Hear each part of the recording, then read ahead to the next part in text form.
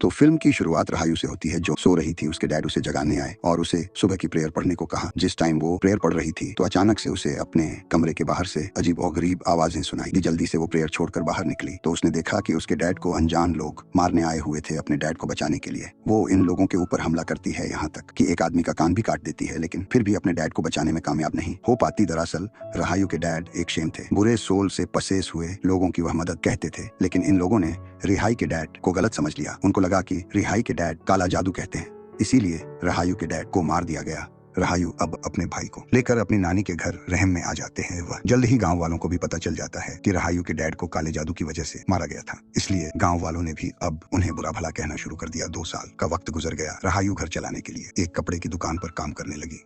एक दिन जब वो घर लौटी तो उसने देखा कि उसकी नानी के पास उसकी डैड के अंकल आए हुए थे, जो उससे उसके डैड का पुराना घर बेचने को फोर्स कर रहे थे। यह सुनकर रहायु को काफी गुस्सा आ गया। रिहाई को तो आज तक ये बात नहीं समझ आई थी कि सब उसके डैड को बुरा क्यों समझते हैं और उनकी प्रॉपर्टी को क्यों बेचना चाहते हैं। इन्हीं सवालों के जवाब लेने के लिए वह अपने डैड के टीचर के घर चली जाती है। यहाँ पर उसे अपने डैड की एक अजीब सी लाठी दिखी जो सांप की शक्ल की थी, जिसे वो टच करने लगी तो फौरन से पीछे से टीचर ने आकर उसे रोक दिया और कहा, इसे मत छूना। रहायु ने दोबारा उस छड़ी को देखा और सीन्स फ्लैशबैक में चले गए। देखने को मिला कि रिहायर काटने से मरी थी। जब सांप काटा था तो उनके जिस्म का बहुत बुरा हाल हो गया था और उनकी बहुत ही भयानक मौत हुई थी। सुर यानी ये टीचर रहायु को बताते हैं कि तुम्हारा पुराना घर आज भी प्रेयर रूम के तौर पर यूज किया जा रहा है। अब प्रेयर रूम का सीन दिखाया जाता है जहाँ पर एक आदमी नमाज पढ़ रहा था। बार बार कोई उसके कंधे पे हाथ रखता है, 1 मरतबा 2 मरतबा, तो उसने इग्नोर किया। तीसरी मरतबा उसे डर लग गया। नमाज उसने कंटिन्यू रखी और एकदम से यहाँ की लाइट चली गई और दिखाया गया कि अब इस आदमी के पीछे मरे हुए लोगों की सोल नमाज पढ़ रही थी आदमी को। जब इन लोगों की आवाज सुनी तो वोल बहुत ज्यादा डर गया और उसने नमाज तोड़कर पीछे मुड़कर देखा तो वहाँ कोई भी नहीं था, लेकिन वो इस वाक्य से डर गया था, इसलिए वो यहाँ से भागने की कोशिश करता है। जहाँ बाहर उसे रहायु घबराया हुआ देख लेती है। रहायु असल में अपने पुराने घर को देखने के लिए आई थी, अब क्योंकि ये एक प्रेयर की जगह बन गई थी तो उसने प्रेयर पढ़ने का फैसला किया। उसके साथ भी यहाँ पर अजीब-ओ-गरीब काम होते हैं। एकदम से प्रेयर पढ़ते हुए लाइट चली जाते हैं और उसके इर्द के मरी हुई औरतों की सोल इकट्ठी होकर उसे देखकर चिल्लाने लग जाती हैं।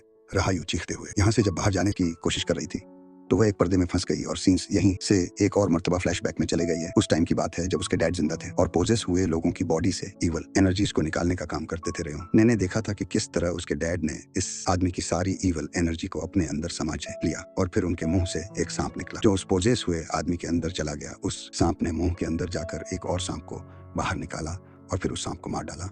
अब वो वाला सांप जो उसके डैड की बॉडी से निकला था वो आकर रहायु को डस नहीं पाया था, लेकिन तभी उसके डैड ने उस सांप को पकड़कर एक छड़ी में बदल दिया। यानी वो छड़ी जो हमने देखी थी वो असल में एक ताकतवर सांप था, उसके अंदर कुछ जादुई पावर्स हो सकती थी। सीनस अब प्रेजेंट में आते हैं और दिखाया जाता है कि रिहाई डरकर वहाँ प्रेयर रूम से भाग निकली है। सुबह होने पर सब कुछ रूटीन काम करने के लिए अपनी शॉप पे चली गई। आज उसकी शॉप पर कस्टमर भी ज्यादा आए। ये देखकर उसकी साथ वाली शॉपकीपर उसे जेलस होकर उसे बुरा भला कहने लगी और उसकी कड़वी बातों से रहायु को गुस्सा आ गया। उसकी आंखें बिल्कुल ससे पड़ती और वो किसी बिल्ली की तरह उसे मारने के लिए झपटी। लड़ाई काफी इंटेंस हो गई थी। उनकी साथ वाला दुकानदार और यहाँ के लोग इन दोनों की लड़ाई छुड़वाते हैं और सभी लोग रहायु की सफेद आंखें देखकर डर जाते हैं। अब रहायु का दोस्त लड़का इन सबको कहता है कि रात रहायु अपने घर गई थी, वहाँ पर उसके डैड कुछ इवल सोल्स को बंद करके रखते थे। शायद उन्हीं में से किसी एक ने रहायु को प्रोसेस कर लिया होगा। इन सारी चीजों से रहायु बहुत ज्यादा डर चुकी थी, इसलिए वह घर वापस आ गई। घर आकर उसने अपनी नानी से अपने डैड के काम के बारे में पूछा तो उसकी नानी ने भी यही बताया कि उसके डैड इवल सोल से मदद लेते थे और अपना काम करने के बाद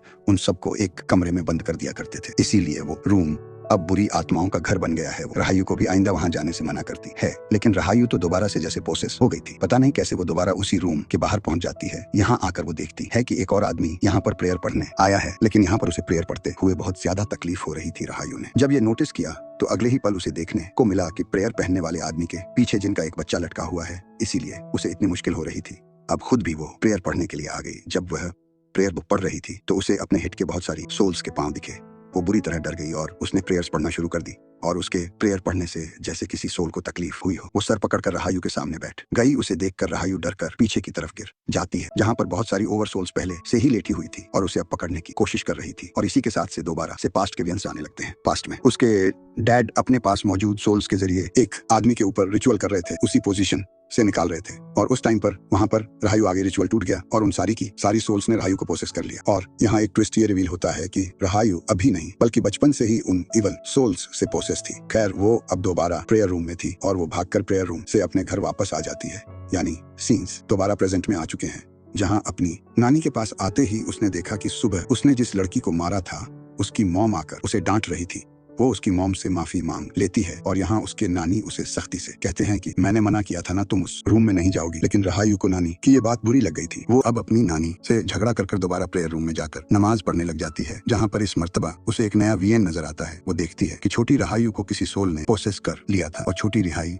उस सोल की गोद में सो रही थी। इस मर्तबा भी डरकर वो जब इस रूम से भागने की कोशिश करते हैं तो वो इस रूम से बाहर निकलने के बजाय सोल्स की दुनिया में पहुंच जाते हैं, जहाँ पर सारी सोल्स एकदम से उसके ऊपर हमला करने वाली थी। लेकिन उससे पहले ही किसी ने उसका हाथ खींचकर उसे बचा लिया। उसे जब होश आया तो वो अपने डैड के टीचर के घर पे थी और उसके साथ उसका दोस्त था। यहाँ पर सुरवोगिनी उसके डैड के टीचर उसे बताते हैं कि बचपन में ही तुम्हें इन इवल सोल्स ने पोजेस कर लिया था और तुम्हारा एग्जॉस्ट करने के लिए यहाँ सिंतोत यानी तुम्हारे डैड के अंकल आए थे, लेकिन वो तुम्हारा एग्जॉस्ट सिस्टम ठीक से नहीं कर पाए और जब तुम घर वापस लौटी तो तुमने खुद ही इन सारी सोल्स को बुला लिया। इसी वजह से उस दिन से लेकर अब तक रहायू पूरी तरह से उन सोल्स के कब्जे में थी। सिर्फ उसे बताते हैं कि तुम्हें अभी भी ठीक करने के लिए एग्जॉस्ट जम करने की जरूरत है। दिन गुजरते रहते हैं और रिहाई की हालत दिन बदेरा होती जाती है। उसकी तबीयत भी बहुत ज्यादा बिगड़ने लगी थी और उसे अब जगह जगह बहुत सारी सोल्स दिखाई देती थी। यहाँ तक कि अपने काम की जगह पर भी यहाँ रहायू की नानी जब बाजार में जरूरत का सामान लेने आई होती है, तभी वह आंटी जिनकी बेटी को रहायू ने मारा था वह दोबारा बाजार में खड़े होकर रहायू की नानी की बेइज्जती करने लग जाती है। ये देखकर रिहाई को पता नहीं क्या हुआ, उसके अंदर एक अजीब सी एनर्जी बनने लगी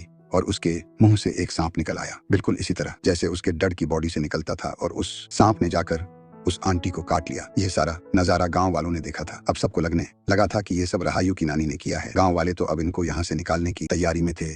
सर्वो ने आकर सारी सिचुएशन संभाल ली, लेकिन आधी रात के वक्त दोबारा हमें एक डरावना सीन दिखाया गया। रहायू की बॉडी से वही अजीबोगरीब एनर्जी सांप की शक्ल में निकली और जाकर उस आंटी को जिसने नानी की बेइज्जती की थी, इन सारी पावर्स ने मिलकर उन्हें मार डाला। गांव वालों को लगा कि यह भी नानी नहीं किया होगा, इसीलिए गांव वाले तो उसे सजा देने के लिए आ गए थे। तब भी सर्वो ने आकर सिचुएशन संभाली और कहा कि अगर इस सबके पीछे नानी ही जिम्मेदार है तो हम अपना सच वाला रिचुअल करवा के देख लेते हैं। इस रिचुअल के अंदर एक जिंदा इंसान को मुर्दे की तरह कफन पहनाकर लिटा दिया जाता है और उससे उसके गुनाह कन्फेस करवाए जाते हैं। अगर उसने वह गुनाह किए हो तो वह बंदा वहीं पर मर जाता है और अगर ना किए हो तो वह जिंदा रहता है। नानी इस टाइम ये रिचुअल करने को भी मान तक गई थी क्योंकि उसने ये सब किया ही नहीं था। अगली रात दिखाया जाता है कि रियू की नानी का वो रिचुअल भी शुरू कर दिया गया था और रिहायरिंग देखने के बजाय उसी प्रेयर रूम में प्रे पढ़ने के लिए चली गई। यहाँ पर बहुत सारी सोल्स ने उसे डराना शुरू कर दिया, लेकिन आज के दिन वो डरी नहीं, उल्टा उसने ही सोल्स को चीख कर डरा दिया क्योंकि वो भी बहुत ताकतवर बन गई थी। इसी टाइम पर उसके अंदर से एक एनर्जी रिलीज हुई और यहाँ हमने नानी को देखा कि वो भी एक अलहदा ही सोल्स की दुनिया में चली गई, जहाँ जाकर वो बहुत ज्यादा डर गई। एक कमरे से दूसरे में, दूसरे से तीसरे में गई तो उन्होंने एक कमरे में रहायू को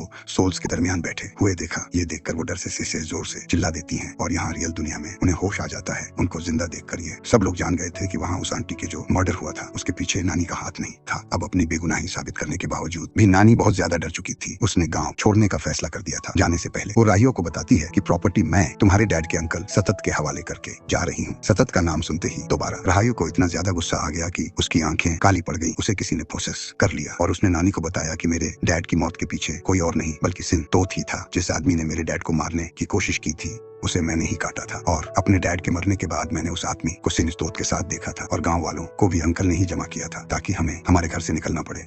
वो अजीब सी आवाज में कहते हैं सिंतोत ने ही हमारे डैड को मरवाया है। ये आवाज इतनी भयानक थी कि नानी को अपने कान बंद करने पड़े और यह सारी बात कहने के बाद रायू बेहोश हो गई। रा को अब शाम में होश आया था। वो काम पर भी नहीं गई थी। होश में आते ही जब वो काम गई तो उसे बताया गया कि उसके लेट आने की वजह से उसे काम से निकाल दिया गया था। उसकी बची हुई सैलरी उसे देकर उसे यहाँ से चले जाने को कह दिया जाता है और रायू घर आकर फूट फूट के रोने लग जाती है। उसके रोने पर दुखी होने पर उसके अंदर की पावर्स दोबारा से जाग जाती हैं और उसके अंदर से एक सांप निकलकर उसकी ओनर को काट जाता है, जिससे उसकी ओनर की भी मौत हो गई थी। यहाँ राहु वाले वाक के बाद नानी बुरी तरह डर चुकी थी। उन्हें कुछ समझ नहीं आ रहा था। उन्हें जगह जगह सांप के लसिंशंस हो रहे थे, यानी उन्हें जगह जगह सांप नजर आ रहे थे। जब राहु का भाई उनसे पानी मांगने आया तब भी उन्हें कुछ समझ ना आई। उन्होंने देखा कि एक सांप राहु के भाई को मारने वाला है। उसने उस सांप को ही पकड़ लिया और जोर जोर से सांप को दीवार से मारकर उसे मारने लग गई। वो रायू के भाई को बचाना चाह रही थी। रायू भी जब यहाँ आई तो उसने नानी को ऐसा करने से रोका, लेकिन नानी रुकी नहीं और एकदम से जब वही होश में आई तो पता चला कि उन्होंने किसी सांप को नहीं बल्कि रायू के भाई को ही मार डाला था, यानी हेलोसिनेशन की वजह से वो उस बच्चे को ही सांप समझने लगी थी और इस चीज का उसे बहुत ज्यादा दुख होता है। वो एक मर्डर कर चुकी थी, पहले एक मर्डर के इल्जाम में फंसी थी और अब तो उसने सच में मर्डर कर दिया था। उसकी दिमागी हालत भी ठीक नहीं रही थी, इसीलिए वह सुसाइड कर लेती है। नानी को मरा हुआ देखकर सदमे से अब रायू बेहोश हो गई थी। उसे जब होश आया तो वह अपने डैड के अंकल सिमतोत की आर में थी जो उसे लेकर अपने घर जा रहे थे। यह देखने के बाद वह दोबारा बेहोश हो गई। दूसरी मर्तबा उसे होश आया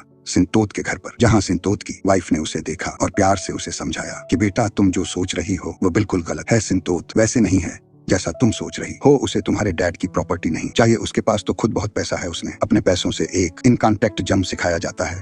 वो राहियो को यह भी समझाती हैं कि यहाँ पर जो कुछ भी हुआ, तुम्हारे डाई की मौत, नानी की मौत, इसका जिम्मेदार तुम खुद को ना समझो। से यह बुरी आत्माओं ने करवाया है। फिर रात हो जाती है और सटक की वाइफ अपने रूम में सोने चली जाती है। रात में उन्हें रायो का भाई ख्वाब में दिखाया जाता है, जिसने उसे बताया कि रायू उस प्रेयर रूम से कनेक्टेड है और अगर उसकी जान बचानी है तो उसका एक्सिम करना जरूरी है, और उसके एक्सिम के लिए वह सांप वाली छड़ी जरूरी है जो उसके डैड के पावर से बनी है। होने पर वो यह सारी बात संतत को बता देती है और संतत वो छड़ी लेने के लिए उस प्रेड में चला जाता है। इस रूम में उस छड़ी को ढूंढते हुए उन्हें अजीब काले जादू की चीजें मिल जाती हैं, जिस पर कुछ इन कॉन्टेक्ट को पता चल जाता है कि यह सारा का सारा किया धरा सर्वो का है। रायू के डैड के टीचर का असल में रायू के डैड को मरवाने के पीछे सर्वो ने ही काला जादू किया। ये जानकर अब सिंदोत उससे पूछता है, आखिर तुमने ऐसा क्यों किया? यह सुनकर सर्वो ने बताया, जब से रायू के डैड सिमरी लोगों की मदद करने लगे थे, लोगों ने मेरे पास आना बंद कर दिया था। लोग इन कॉन्टेक्ट गई, मेरा नाम कम होने लगा और सिमरी का बोलबाला ज्यादा हो गया। बात मैं बर्दाश्त नहीं कर सका, इसलिए मैंने उसे मारने का प्लान बना लिया। असल में सिंतोत सिमरी के अंकल नहीं बल्कि सर्वो सिमरी के टीचर उसकी जायदाद को हड़प करना चाहते थे। इसलिए राहु भी जब वापस गाँव आई और आकर वो सर्वो से मिली तो सर्वो ने जानबूझकर ही उसे प्रेयर रूम में वापस भेजा था, ताकि वह दोबारा से उन पावर से पोजेस हो जाए जिनसे पहले बचपन में सिंतोत ने उसकी जान छुड़ा दी थी। सारी सच्चाई जानने के बाद सिंतोत छड़ी लेकर वापस राहियो के पास आ जाता है। उसका एक्सोर्स जम करने के लिए राहियो को एक रूम में लेकर आया गया था, जहाँ पर बहुत सारे आदमी थे और इन्हीं आदमियों में एक आदमी वो मरा भी था जिसने राहियो के डैड का कत्ल किया था। उसे देखकर राहियो गुस्से में आ जाते हैं और इवल एनर्जीज दोबारा से उस पर कंट्रोल बना लेती हैं। उसकी आंखें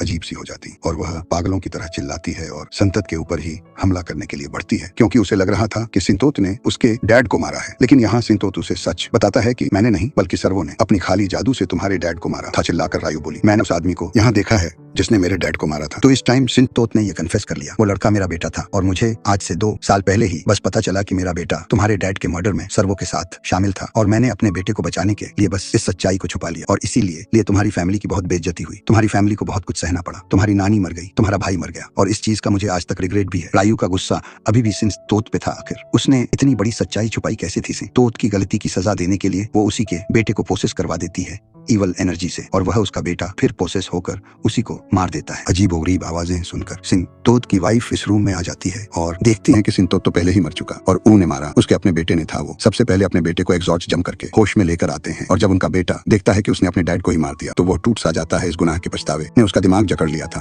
और इसी वजह से वह सुसाइड कर लेता है, अपनी ही जान ले लेता। यह सिचुएशन हाथ से निकलती जा रही थी।